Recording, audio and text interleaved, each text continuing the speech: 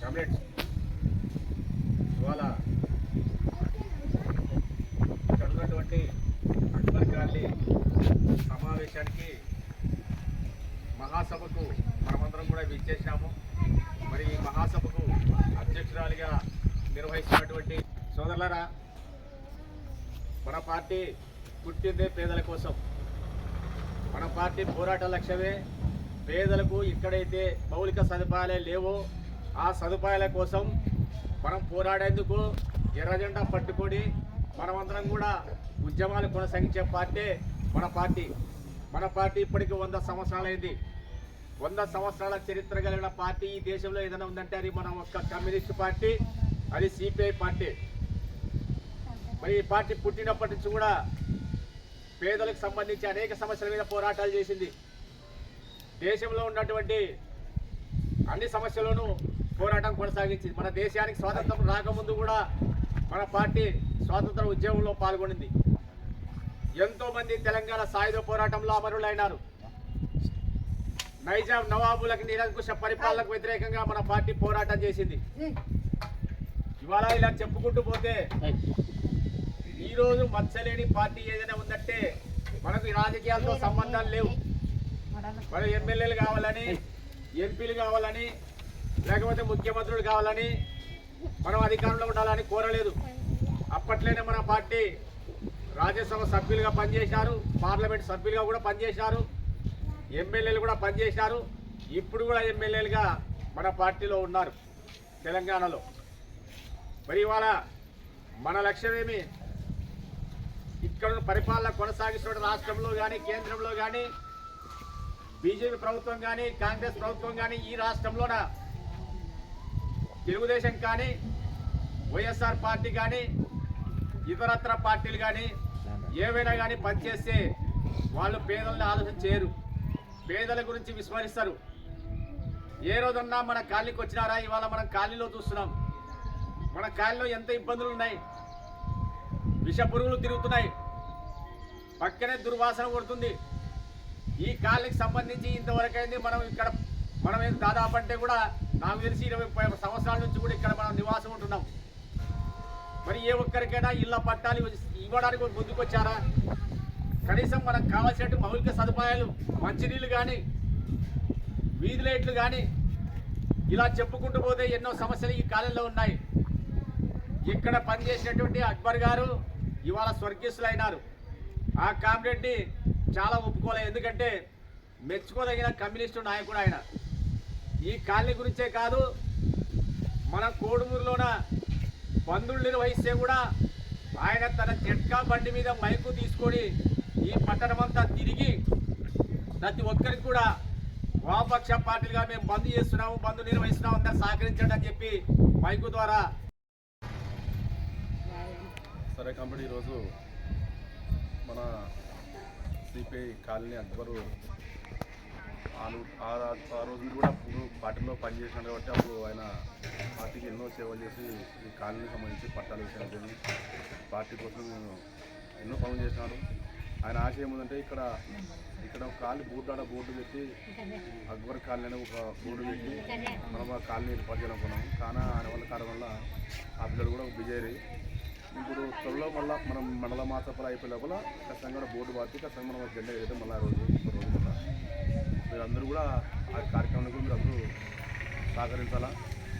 మన గేర్ల సమస్యలు ఏమైనా ఉన్నా కూడా ఏ సమస్యలు పార్టీ దృష్టి ఇప్పుడు సువర్ణమ్మ ఉంది, సువర్ణమ్మ దృష్టి తెస్తే మీకు సంబంధించిన ఏమన్నా పిల్లల ఫీజులు కానీ రకరకాల ఎన్నో సమస్యలు ఉంటే కూడా మన కాలనీ సమస్యలు ఉంటే మా దృష్టి తెస్తే ఖచ్చితంగా మేము పార్టీగా ఏం ఇబ్బంది లేకుండా పనిచేస్తాం.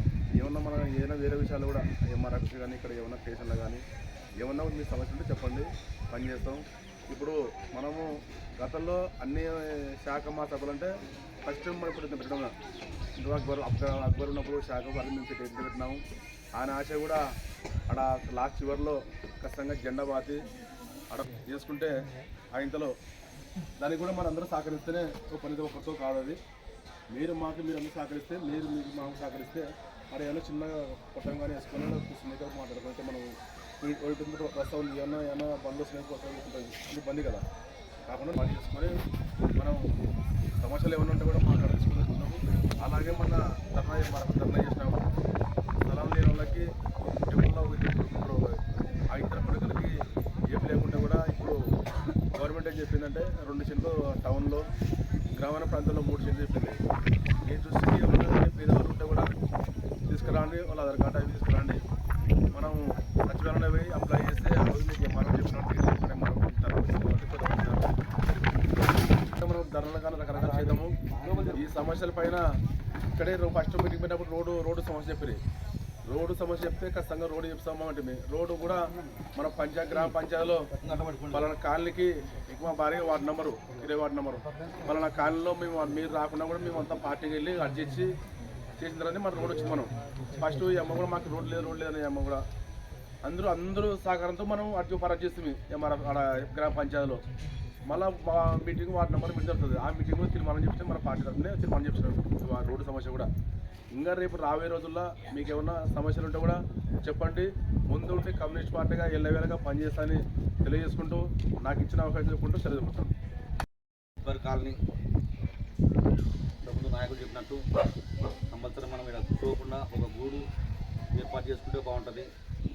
అక్బరు చేసిన త్యాగాలు ఆయన ఫలితాలు చాలా ఉన్నాయి. దాంట్లో చెప్పినారు కృష్ణ గారు. దానికి సంబంధించి మీరు కంపల్సరీ ఆయన కోసం మనం ఆయన స్ఫూర్తి కోసం మనం ఒక ఇల్లు కట్టుకొని ఓపెన్ చేసుకోను దాన్ని చేసుకుంటే బాగుంటుందని మా నాయకుల మనవి, అందరూ మనవి. కామ్రేడ్స్ ముఖ్యంగా మన పార్టీ భారత కమ్యూనిస్టు పార్టీ 100 రోజుల సందర్భంగా 100 సంవత్సరాల సందర్భంగా ప్రతి ఒక్క ఊర్లో శాఖ మహాలు జరుపుతూ, మండల మహాలు జరుపుతూ, నియోజకవర్గ మన సభలు జరుపుతూ, జిల్లా మహాలు జరుపుతూ, రాష్ట్ర మహాలు జరుపుతూ చేసుకుంటున్నాం. భారత కమ్యూనిస్టు పార్టీకి చరిత్ర ఏ పార్టీకి కూడా లేదు.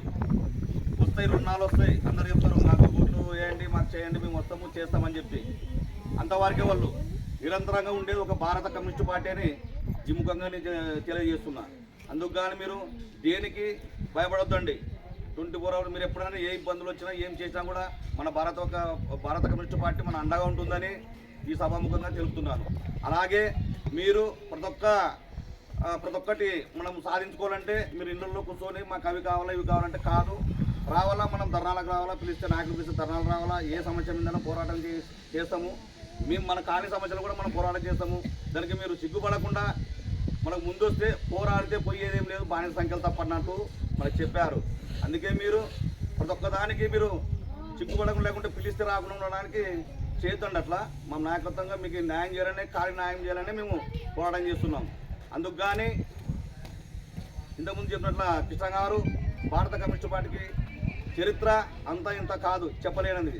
తెలంగాణలోనూ భూ సమస్యలు భూములు ఇప్పించినారు.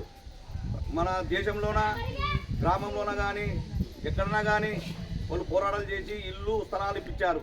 దీనికి సంబంధించి ఒక భారత కమ్యూనిస్టు పార్టీకే సాధ్యం అని తెలియజేస్తూ ఈ అవకాశం మీకు అందరికీ ధన్యవాదాలు తెలుపుతూ సెలవు చేసుకుంటున్నాను.